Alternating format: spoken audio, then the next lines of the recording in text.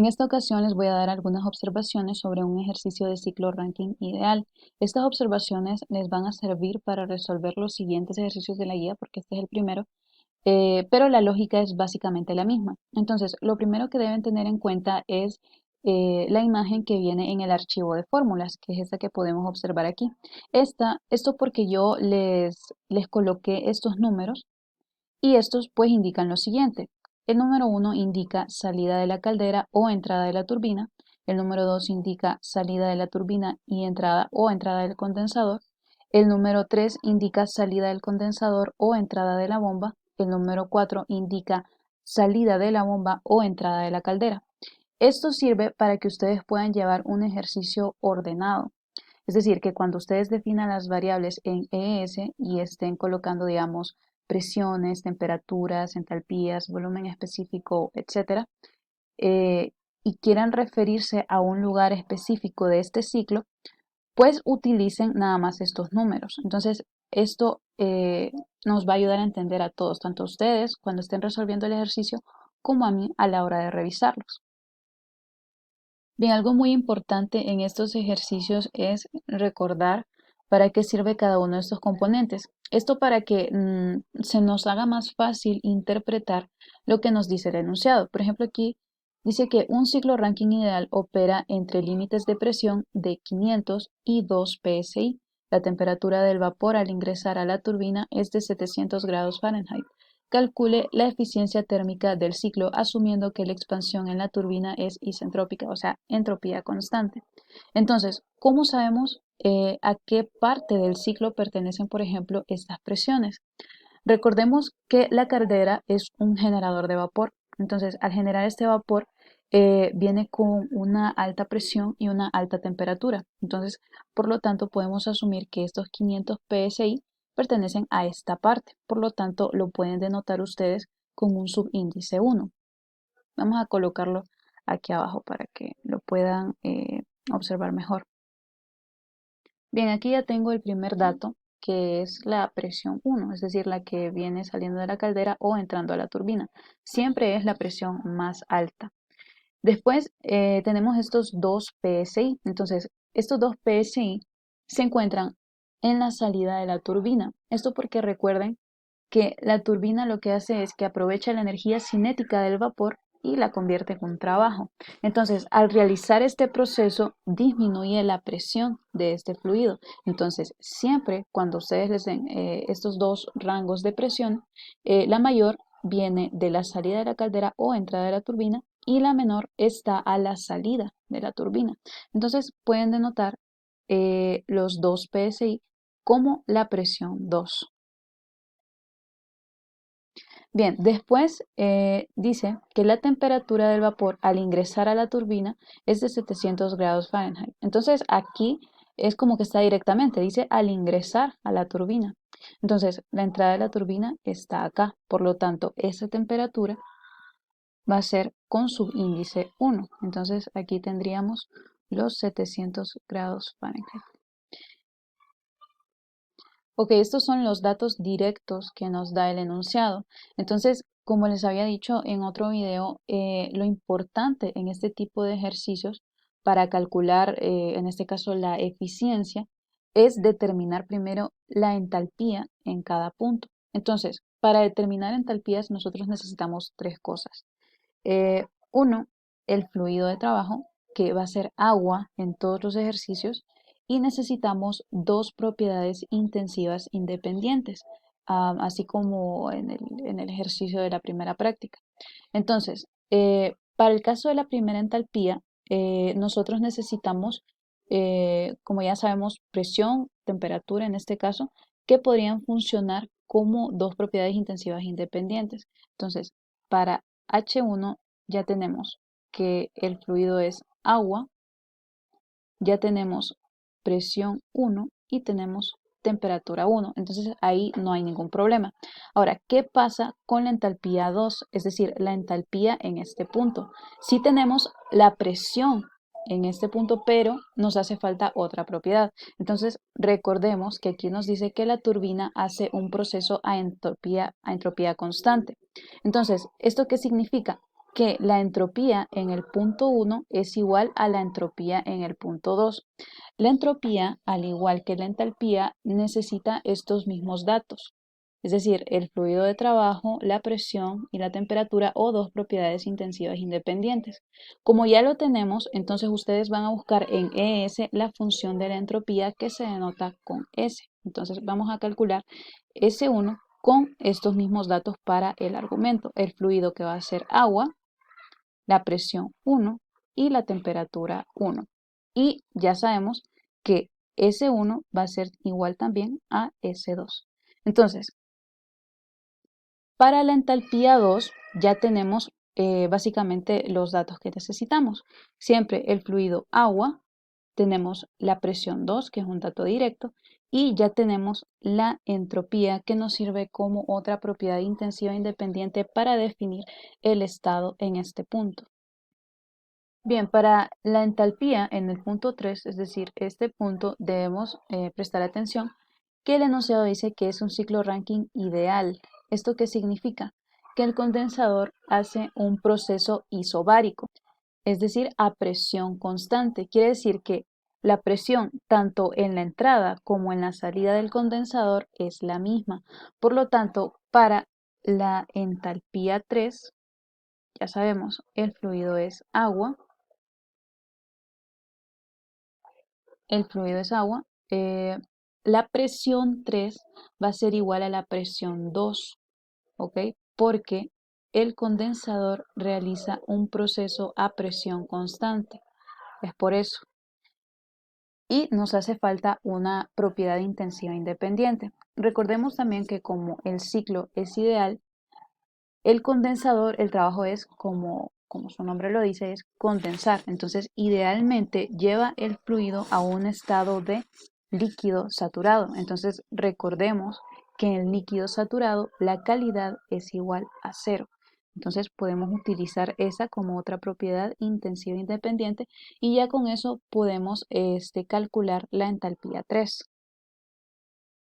Bien, para la entalpía 4 debemos usar una fórmula que está directa, también la pueden ver en el archivo de fórmulas, que es H4 igual a H3 más este volumen específico 3 multiplicado por la presión 4 menos la presión 3.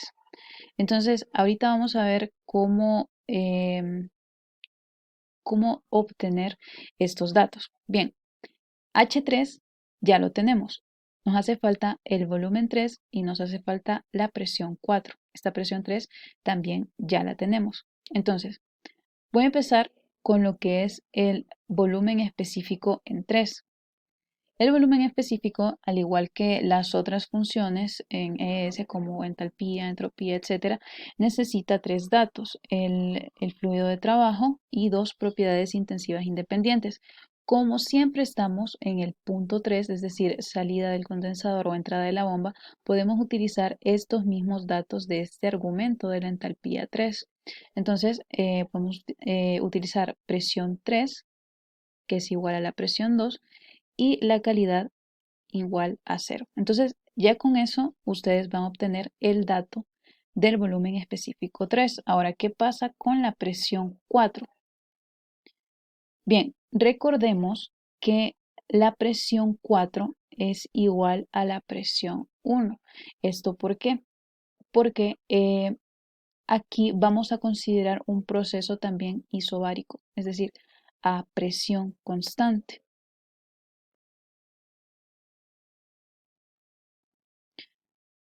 Ok, entonces, lo que voy a decir a continuación es sobre todo para las personas cuyos ejercicios estén en el sistema inglés, es decir, con estas unidades PSI, grados Fahrenheit, etc. Lo que deben hacer es que esta fórmula la van a aplicar por partes. ¿Esto por qué? Porque cuando ustedes multiplican volumen específico por presión, las unidades les van a quedar en pies cúbicos, PSI, todo eso sobre libra masa. Entonces, deben tener cuidado con eso. Voy a escribir por aquí las unidades para que no se les olvide. Es pies cúbicos, pies cúbicos, PSI, todo esto sobre libra masa. Entonces, esto estas unidades les resulta nada más de multiplicar estas dos cosas, ustedes lo pueden comprobar. Entonces, recordemos que esta entalpía va a estar en unidades de BTU libra masa. Entonces, nosotros no podemos sumar estos dos términos porque las unidades son diferentes. Entonces, lo que van a hacer es utilizar la conversión que pueden hacer ustedes en ES, que es esta que yo les dejé también en la guía directamente. Este es el ejemplo. Entonces, aquí yo tengo, por ejemplo, un dato de volumen específico y un dato de presión. Entonces, cuando ustedes multiplican estas dos cosas, el volumen y la presión, les da estas unidades. Entonces, a la hora de que ustedes lo quieran convertir a BTU, en el sistema inglés está esa conversión directa. Entonces, lo van a plantear de esta manera: presión, volumen, presión por volumen, convert, y le van a poner estas unidades de pies cúbicos PSI, BTU. Entonces, ya con eso no van a tener problema. Bien, esto que acabo de mencionar de la conversión solo es para personas, repito, o para grupos, mejor dicho, que les hayan tocado ejercicios con unidades en el sistema inglés. Si su ejercicio está en el sistema internacional, es decir, que le aparezcan grados Celsius, megapascales, etcétera, esta fórmula se puede aplicar directamente. Esta fórmula de H4 usted la puede aplicar directamente, no tiene que hacer ningún tipo de conversión. Bien, con estas cuatro entalpías nosotros ya podemos básicamente determinar lo que es la eficiencia del ciclo.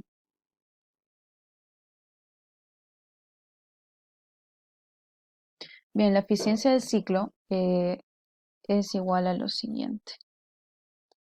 La eficiencia es el trabajo neto sobre el calor suministrado. Entonces, eh, ustedes pueden deducir estas fórmulas fácilmente eh, y es lo que vamos a hacer a continuación. Bien, el trabajo neto nos dice que es igual al trabajo de la turbina menos el trabajo de la bomba. Entonces, eh, siempre que nos digan trabajos o tasas de transferencia de calor, etcétera, siempre es una diferencia en entalpías. Y cuando les mencionen tasas, entonces a esa diferencia le multiplican un flujo másico. Entonces, voy a empezar por el trabajo de la turbina. Ok.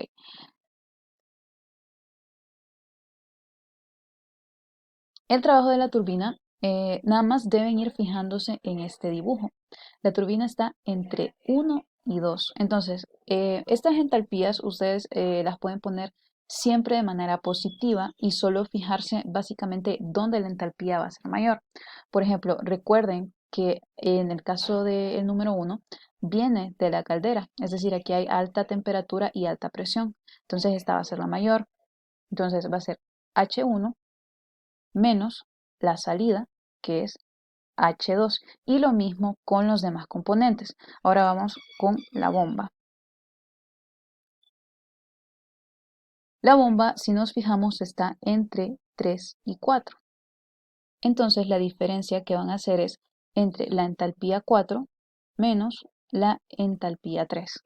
Ahí ya tenemos estos dos datos que nos solicita pues esta fórmula. Bien, entonces, otra cuestión que necesitamos es el calor suministrado. A eso se refiere esta Q de aquí. Esta no está en la fórmula, pero de igual manera se puede hacer como en la turbina y en la bomba. Entonces, Q suministrado va a ser igual a la entalpía 1 menos la entalpía 4. Recuerden que la entalpía 1 siempre va a ser mayor por estar a la salida de la caldera. Aquí lo que nos resta es nada más sustituir los valores que nos den de todas estas fórmulas eh, e introducirlas en esta que es la de la eficiencia neta. Hay algunos ejercicios en los que ustedes van a necesitar determinar el flujo másico. Estos ejercicios, ¿cómo los identifican? Los que les dan una potencia neta, que les digan la potencia neta del ciclo es de 100 megawatts o algo por el estilo. Ahora, otra observación en ese tipo de ejercicios es que deben tener cuidado con las unidades, aunque estén en el sistema internacional. Esos megawatts ustedes los pueden convertir a kilojoules por segundo para que no tengan ningún problema, o sea, que ese no les diga que hay algún problema de unidades, ¿verdad? Entonces, eso sería básicamente todo. Esa es la lógica que deben seguir para todos los ejercicios. De igual manera, cualquier consulta quedo pendiente y espero que me hayan comprendido.